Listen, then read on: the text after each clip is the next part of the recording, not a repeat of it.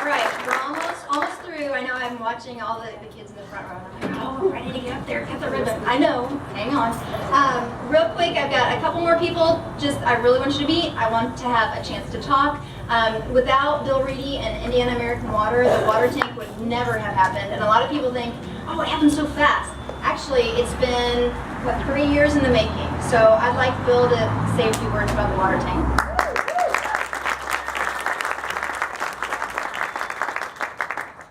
Thank you, Don. Just a few short years ago, we were one of the largest contributors to the non-visually appearing space here. So being in a position to help improve that was quite an opportunity. So I guess we were so visually unappealing that I get a call from the redevelopment director, Mr. Wiggs, and he comes to me and he says, well, we've got some plans to make that area kind of cool. We're going to do some sprucing up, but your tank there doesn't look so good. So I went down and had a look at it. Sure enough, it was white and it had been kind of dirty looking and it had been painted a long time ago and it had some corrosion spots on it. And I thought, sure enough, that doesn't look visually appealing. I didn't even think we used those words back then. But anyway, so Rob says, so what are your plans?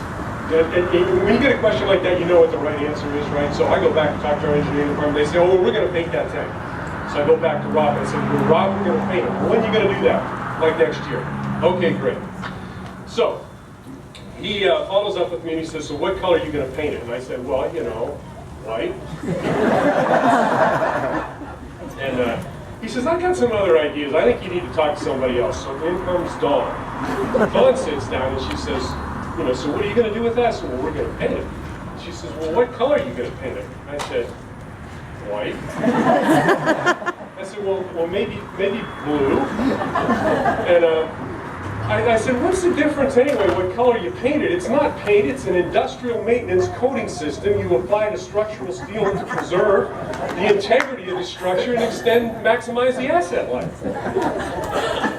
Don looked right at me and said, well, I don't think that's going to work. You got to do something better than that. I got some other ideas. Okay, great. So you see the implementation of the other ideas, but it wasn't even that easy because the original plan was we were going to repaint the tank anyway, and we get it in a condition where the city could apply its mural on top of it.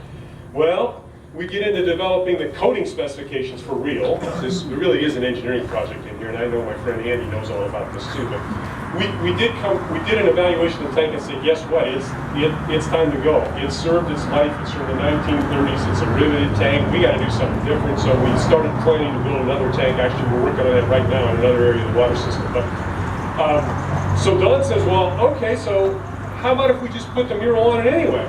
Well, you don't want to do that because it's not going to last long on top of that existing coating. So made the project a little more complicated, but then I heard his name already, but in comes Ed Seaver. So Ed actually gets involved in developing this industrial coating system, right, that ended up a base for the mural that you see right now. So that worked out very well. That ended up being Plan B.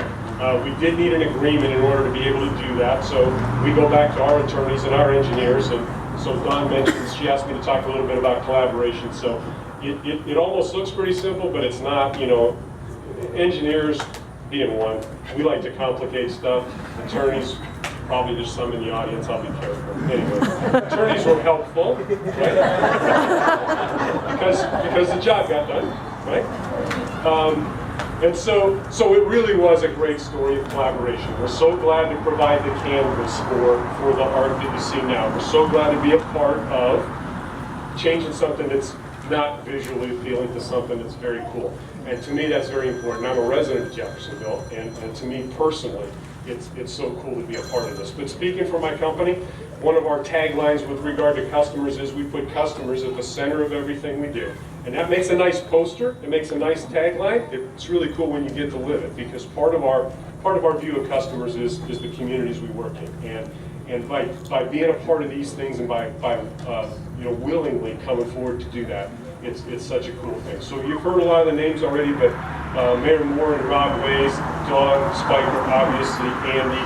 We got involved in a safety plan for doing the work, and then Amir Wasabi worked on that. That was a great collaboration as well. Ed, who did the coding system, and Will, who did the art. You'll hear from him next, I think. So it was a lot of fun, and it's ended up in a great project and a neat thing. And further now, since we actually have those plans to construct a new tank, it'll begin construction in November.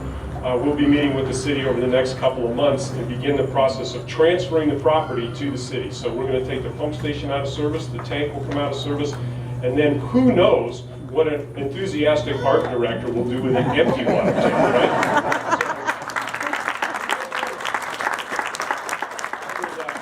I urge you all to stay tuned. Who knows what might go on inside of an empty water tank. So it's been a great project. Thanks for letting us be a part of it.